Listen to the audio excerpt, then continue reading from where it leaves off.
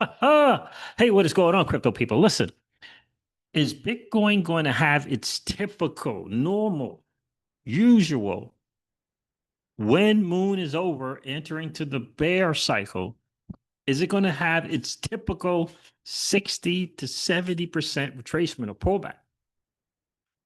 I'm hearing more and more quote unquote professionals suggesting that it's not.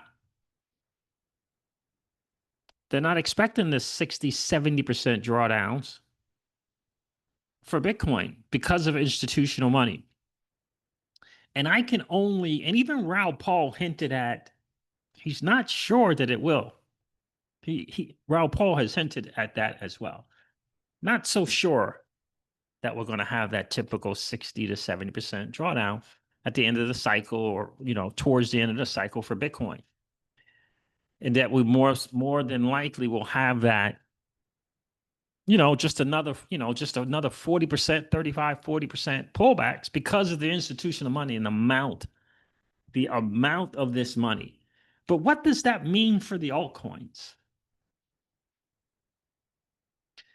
If Bitcoin is not going to have that typical 70% thing and altcoins just go 85, 90, 98% after the wind moon bull cycle, bull run, if Bitcoin only does 40, does that still mean that the altcoins do 90, 95%?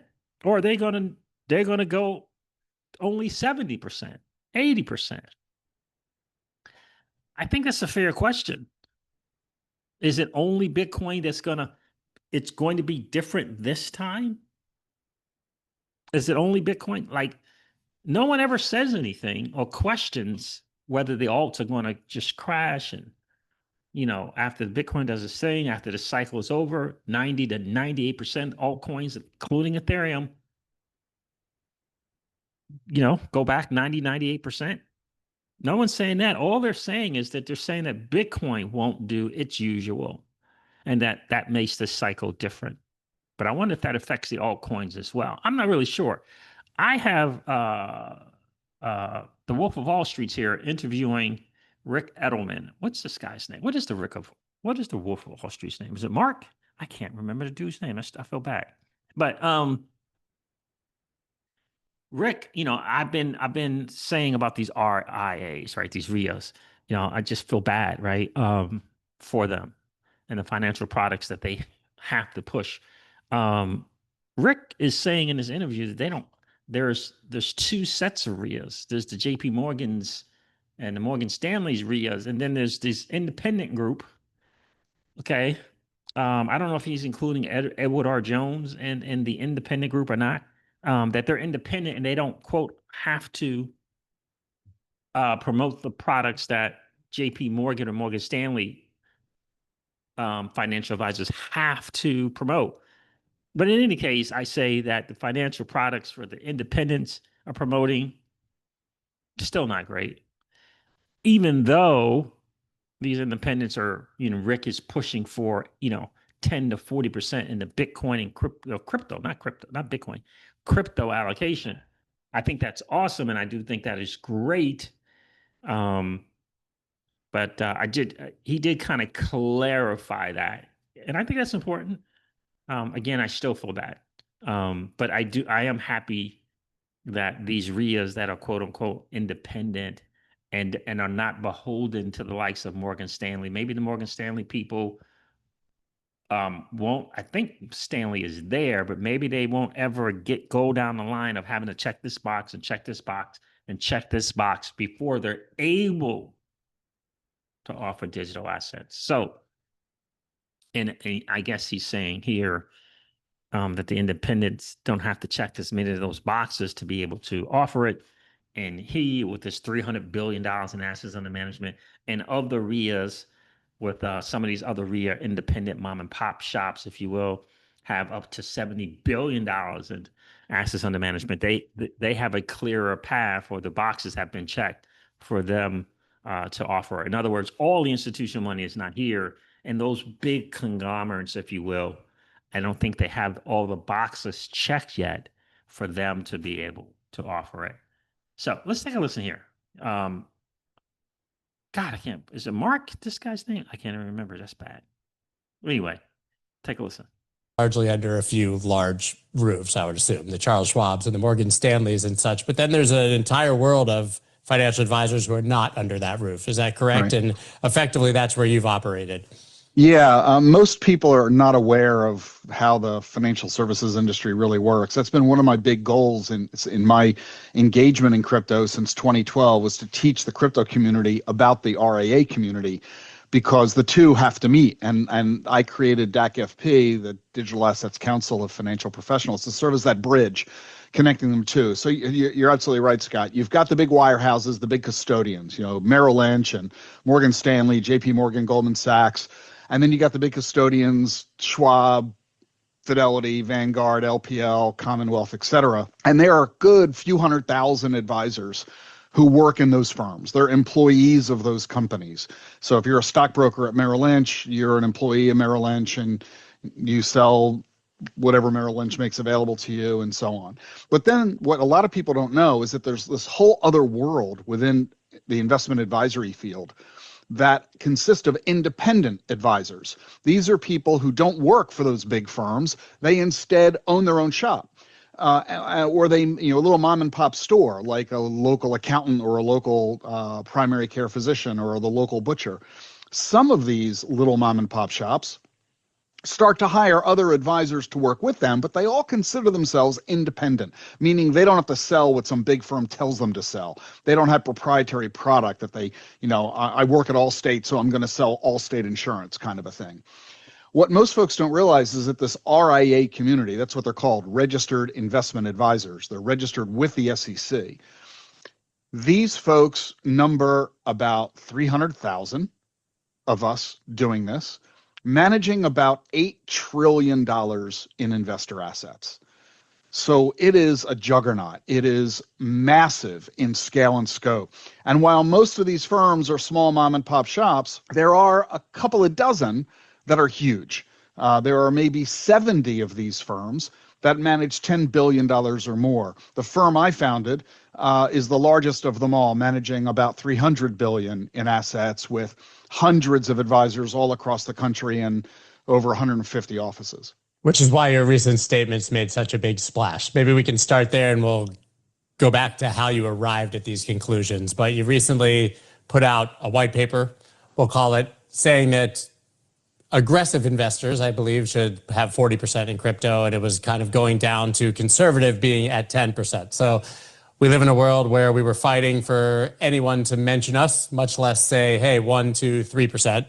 And you're coming in hot with 40%. And you also did it with pretty aggressive language, right? You basically told these advisors, hey, are you just a pencil pusher? Are you just doing what Merrill Lynch tells you, or are you going to actually act in the interest of your client? So let's talk about why you made. So anyway, that's really good stuff. I'm going to try to get that. He has the 6 myths of Bitcoin out now, right?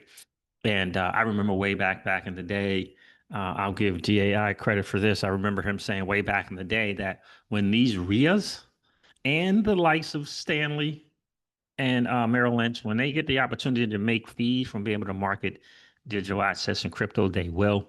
I still put Rick in that category, even though he's a RIA. But I'm glad. I'm not mad. I'm glad that he is promoting this now, and he's promoting it in a big way. He's saying 10% is a minimum and should allocate up to 40%. The fact that he's got a white paper on the 6 myths of Bitcoin is, I think, it's phenomenal because it's a big group and they reach a lot of people. In fact, they reach the masses, right? Sometimes Goldman's, right? Goldman's can be a little selective. So, the RIAs reach the masses. And so the fact that he's going to be educating all the other RIAs on, on this 10% minimum and up to 40% for crypto, 10% minimum and up to 40%. That is a good deal. So I'm happy for them that they're going to have a product that they're going to be able to offer, in the new financial system and not the TradFi product. So that is good. And I think that's really, really awesome. I wanted to cover a couple of things. Let me go through this real quick and remind you guys from this post from Phil Kwok of EZA. And Hugo responded to that because I think it's hugely, hugely important. Phil said this, EZA guy, running around, young, smart guys building out a nice app called the EZA app. XRP, big time XRP, part of the XRP family. I've been thinking, says Phil of EZA, a stable coin, but backed by XRP equals the hardest money ever known.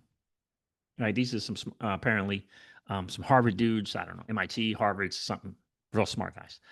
Hugo says yes, it's already being built on Flare Network. I always say Flare Networks because their says at Flare Network. So, yes, it's already being built on Flare. Delighted to talk with you about it. I can't begin to share with you how excited I am about that. That promise of a stablecoin backed by XRP, something that we talked about in the community for years and years and years. Again, for me, Flare Network, what Hugo and the team is building out is further along and bringing value, real value to XRP holders than any of the other chain out there. Any other chain out there, bringing real value, real utility to the asset XRP than any other chain out there. For sure. So for the project and this layer one blockchain that is Flare Networks, I just think they're further along and bringing value. Not that a project like Ripple hasn't brought value to XRP holders, because they have. But in terms of being able to use it, and participate in a massive DeFi ecosystem, being able to leverage the asset for lending and borrowing and providing liquidity and liquidity pools, if that's something that you're interested in doing, I think Flare Networks is further along. And I think that Flare Networks DeFi is awesome. And it's just the first iteration of it. So for me, Flare DeFi with XRP and the FLR token and stables, it's for me, it's a win, win, win, win, win. And it's the first iteration. So really, really excited about that. So our guy Vet said something that I think a lot of people think about. He said the two most important questions for new XRPFI, for a new XRPFI project in a community, pitching your product to generate yield. Where does the yield come from? Where do my funds go to? Now, Flare Networks has answered these questions time and time again. So I am supposing that he is excluding in these projects Flare Networks, right? Because they've said time and time again where the yield comes from and what's actually going on with the XRP. For example, in a Firelight example, where you can stake your XRP only, right? Stake it only. You don't have to do a liquid staking thing and take it and participate in DeFi or lend and borrow against it or any of that. You can stake only. They have clearly stated in Flare.networks, clearly stated on X where the yield is coming from and what actually happens with their XRP, right? So I mentioned a couple of things here for some people. Because there was a couple of questions here. Let me see my responses. See if my responses is here, or if I have to go to my replies. I said to Meister, who's a dev, you raised great points, right? So as a dev, this is what he's saying about the XRP thing. I want you to think about this. As a dev, he says, I used to be, so he's on Zahao, okay? I used to be for the EVM integration, but lately I'm questioning the logic of swapping XRP for EVM tokens, swapping your XRP for EVM tokens just to chase smart contract yield or DeFi. The framing is amazing because and I guess maybe everyone has a bias, and so they frame it in reference to their bias, including myself. Okay, so didn't we gravitate towards XRPL because it wasn't part of that same old conglomerate playbook? Because it gave us something better, our addresses, fast, throughput, native trust lines, and no gas games. We keep talking like DeFi only exists on EVM, but the XRPL, and in parentheses, he says, and now Zahao,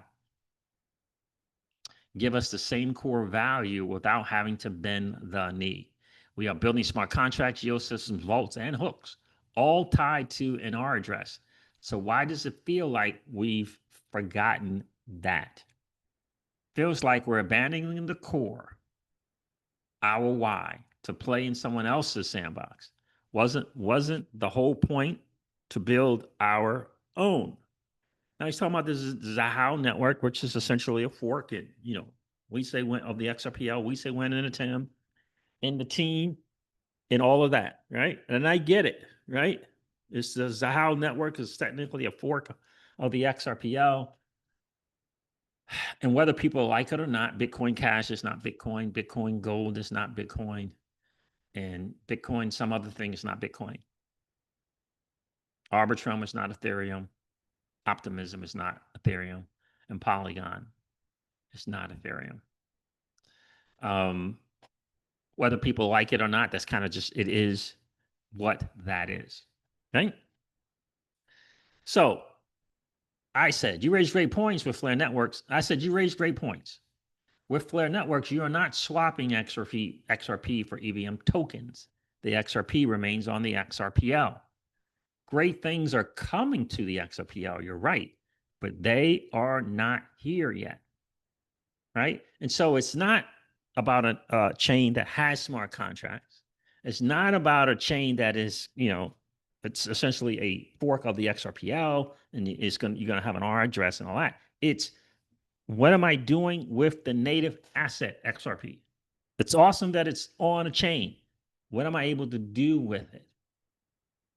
How am I able to participate? That is the question, right? I said great things are coming to the XRPL, but they are not here yet. In my opinion, any DeFi on any chain should have portfolio risk management. Not sure why anybody would be doing DeFi with 100% of their assets. He said, you should do a deep dive on Zahao. And I said, I will when they are further along in their journey. And I will when they're further along. And I think I responded to Vet here. Vet said something. And I said, with Flare Networks, right? Because he's saying, and he's probably not talking about Flare, but anyway, someone says, or he says right here, Vet, can you tell me where the yield comes from, please? Again, but it's not talking about Flare and Pacific. He's talking about XRP5 projects and like, where's this yield coming from? That says always the same theme with the recent projects. It's a concierge service and not really DeFi. Means you give them XRP, they go around, earn yield, hopefully, and come back to share with you. And I said, well, this person says, is this what FLR is doing?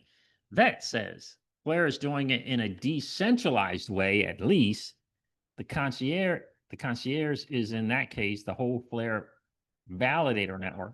It's harder to do decentralized, easy to do centralized. So be aware of the differences. And I just said, with Flare networks, you don't, quote unquote, you don't give them your XRP. So I'm doing what I can to kind of clear up this misconceptions. Vet's a good guy, big time community member for the XRP community member for sure. But I think people just need to continue to be reminded, continually be reminded about what's really going on in Flare networks, right? In particular with Firelight, with staking, and being able to get a liquid staking token that you can then participate in DeFi. I think it's important to understand that XRPL is locked on the XRP. The XRP is locked on the XRPL. Flare Networks with the FTC verifies, yep, you got that XRP, mints FXRP. And with the FXRP, you can go stake it and earn some yield for a year or 2 or 6 months or 90 days. And you're like, all right, I'm good. And you can just go back and redeem and get the XRP. Obviously, there's a fee to mint and there's a fee to redeem. But right. So the whole idea is if you're going to mint and you're out here to make some staking yield or whatever, you got, what are you going to make? Are you going to make enough? Right? That's the key there. How do you play DeFi? And I always tell people it's about portfolio risk management, right? I'm taking my XRP to Flare Networks for sure, but it is not going to be 100% of my XRP. It's not going to be 100% of my XRP. I don't have 100% of my Bitcoin on one platform. I have it on multiple platforms. And I have, obviously, the third platform is cold storage, right? So just so you know, just wanted to make that point. Just a reminder here, Flare, 50 million in RFLR is about to flow and bring in sticky liquidity. On July 31st, we kick off F Assets Incentive Program monthly distributions. First, a quick recap on what RFLR is and why it matters. Reward FLR, which is that's what RFLR is Flare's emission mechanism for incentivizing DeFi participation. From utilizing F assets like FXRP to providing liquidity on DEXs. You can read it up there. Start your Flare DeFi journey, right? Flare.network's a great place to go. Fair.flare.network to start in Flare Networks DeFi, right? This new program builds on the foundation set by FI09. Miss Crypto sees they're giving me a hard time here with this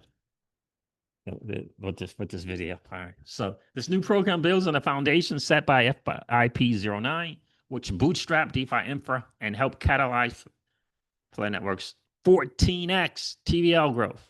Now with 2 billion FLR allocated to support F assets adoption, this 2 billion is for people participating in the Flare ecosystem that are going to participate in F asset. It is not for just people who are just holding their FLR. You're not going to be able to get these or be part of this rewards that they got going on for participating in F assets. You got to participate. You can't just hold it. And I love it. All right, now with 2 billion allocated to support the adoption of F assets, the program targets 4 key areas: DEX liquidity, lending markets, collateral-backed stable coins. Just remember that, collateral-backed stables and yield strategies. Can't wait. All right, fam. So I'm going to end this with Mikkel's thing here. I think this is great. This is awesome for Mikkel. Mike Alford, the BTC Maxi. XRP is an IQ test, and a lot of people are failing. And Mikkel reposted and said, this is accurate. I think that's awesome. All right, fam. Listen, the market's doing what the market does. Just understand that. FLR is looking really, really good if you go check it out on CoinGecko. I'm going to end this one like I do all my videos and remind you guys of this. Well, first, do me a favor, hit the like button. That'd be awesome. It helps to get the channel out to more people. Second, if you happen to be in that 55% or so of people that are hanging out, listening to and watching the Crypto Seeds, do me a favor.